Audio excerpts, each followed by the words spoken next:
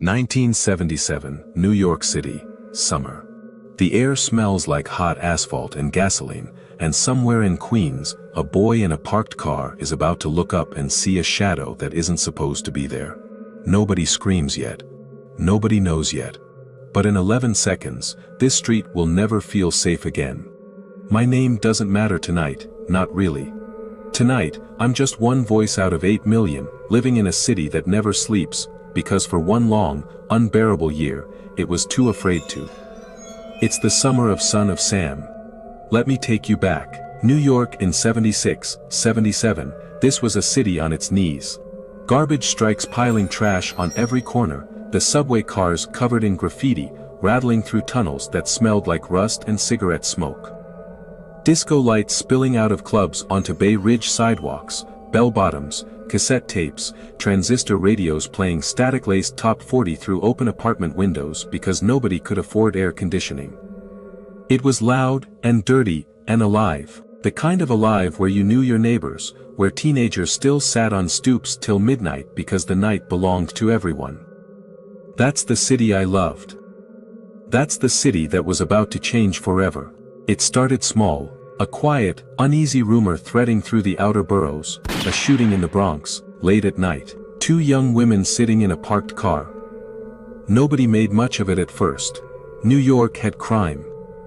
New York always had crime.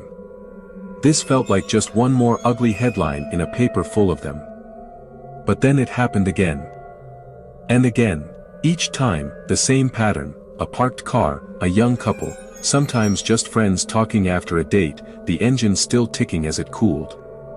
And then, gunfire. A .44 caliber revolver. Close range.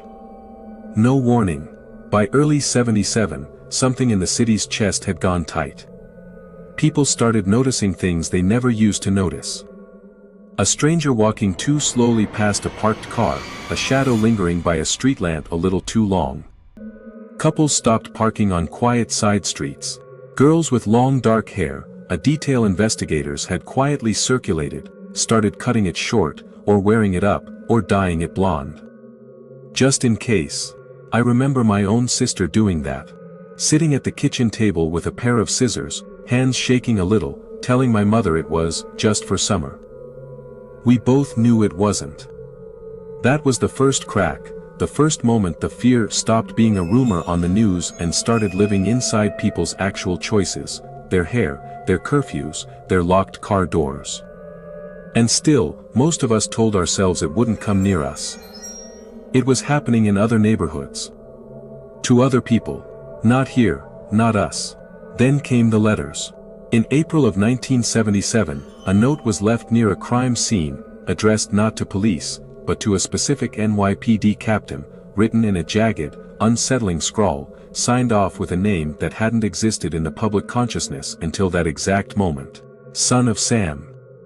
The letter didn't just claim responsibility, it taunted, it played, it referred to himself in strange, almost theatrical language, a monster, a hunter driven by voices he claimed came from a neighbor's dog. Whether he believed that or simply wanted the city to believe it, nobody could say for certain. What mattered was the effect.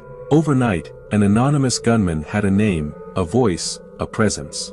He wasn't just a threat anymore, he was a character the whole city was forced to follow. By July, the letters had gone further, this time sent directly to a newspaper columnist, printed for millions to read over their morning coffee. New York didn't just fear him anymore. New York was obsessed with him. Front pages sold out. Radio hosts debated his psychology on air.